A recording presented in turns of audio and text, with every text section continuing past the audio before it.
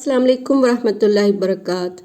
انشاءاللہ تعالیٰ سورۃ الفاتحہ سے آج ہم اپنا سٹارٹ کرتے ہیں اور صرف ترجمہ کریں گے، تفسیر میں بہت ٹائم جائے گا، اسی لیے میں صرف ایک بار ترجمے کی کوشش کرتی ہوں۔ اعوذ باللہ من الشیطان الرجیم، بسم اللہ الرحمن الرحیم، نحمد و نصلی علی رسولہ الکریم، ربنا زدنا علما، رب اشرح لی صدری ویسر لی امری واحلل عقدۃ من لسانی یفقہوا قولی۔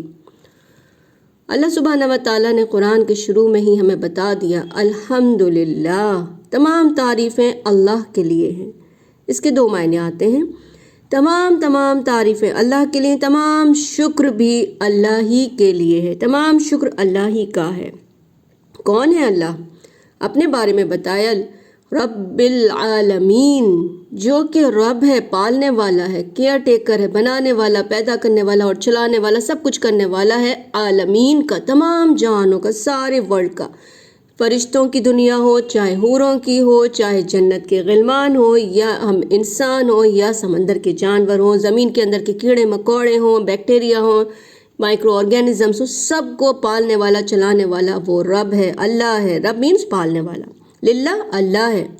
تو تمام تعریفیں، تمام شکر اسی رب کے لیے ہے۔ قرآن آپ کو اسٹارٹنگ میں سب سے پہلے بتا رہا ہے کون ہے اللہ، نے اپنی کوالٹی بتا دی، الرحمن الرحیم، وہ بہت مہربان، نہایت رحم کرنے والا ہے۔ اس کی کوالٹی ہے کہ وہ اپنے بندوں پر رحم کرتا ہے، مہربان ہے۔ بندے اس کے آگے جھکتے نہیں، اس کی عبادت نہیں کرتے، اس سے دعائیں نہیں مانگتے، دوسروں کی پریئر، دوسروں کی ورشپ کر رہے ہیں، پھر بھی وہ رب اتنا رحمان، اتنا رحیم ہے کہ انہیں کھلا رہا ہے، پلا رہا ہے، ان کی دعائیں پوری کر رہا ہے، سب کچھ ان کو دے رہا ہے، سارے مزے ان کو دے رہا ہے۔ لیکن رحیم کے لیے کہا کہ یہ صرف مسلمانوں کے لیے جنت میں ہوں گے، باقی کے لیے نہیں ہوں گے۔ تو اللہ تعالی ہم سب کو صحیح راہ پہ رکھے۔ مالک یوم الدین، اللہ پیدا کرنے والا ہے، بادشاہ ہے۔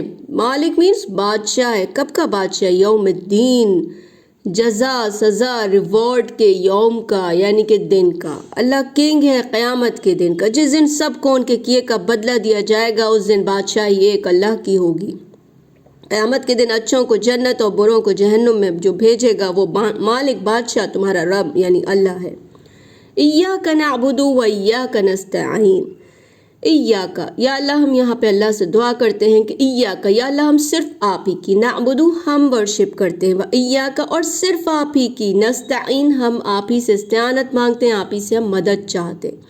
مسلمان یہ وعدہ تو کر رہا ہوتا ہے ہر نماز میں، اس کے بغیر آپ کی نماز نہیں ہوتی ہے سورہ کے۔ ہر نماز میں مسلمان اللہ سے کہتا ہے اللہ میں آپ ہی کی عبادت کرتا ہوں، آپ ہی سے مدد مانگتا ہوں، لیکن وہ جھوٹ بولتا ہے، دوسروں کے آگے جاتا ہے مزاروں پہ اور دوسروں سے مانگ رہا ہوتا ہے۔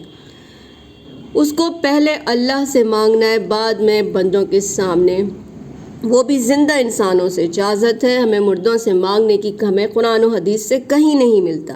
تو وعدہ آپ نے کر لیا لیکن اس وعدے کو نہ توڑیں۔ پھر ہم اللہ سے دعا کرتے ہیں اہدنا الصراط المستقیم، اہدنا ہمیں دکھا دیجئے، کیا دکھا دیجئے؟ صراط، وہ طریقہ، وہ راستہ دکھا دیجئے جو مستقیم یعنی سیدھا ہے، جو ہمیں ایک اللہ کی عبادت کی طرف، ہمیں صرف اللہ سے جوڑے، رب ہمیں آپ سے جوڑے، صرف ہمیں وہ راستہ دکھا دیجئے جو دوسرے بھٹکنے والے اتنے دنیا کے سارے ریلیجن، سارے مذہب، سارے لوگوں کے طریقے سے بچا کے ہمیں وہ راستہ بتائیے جو ہمیں ہمارے کریٹر، ہمارے رب سے جوڑے۔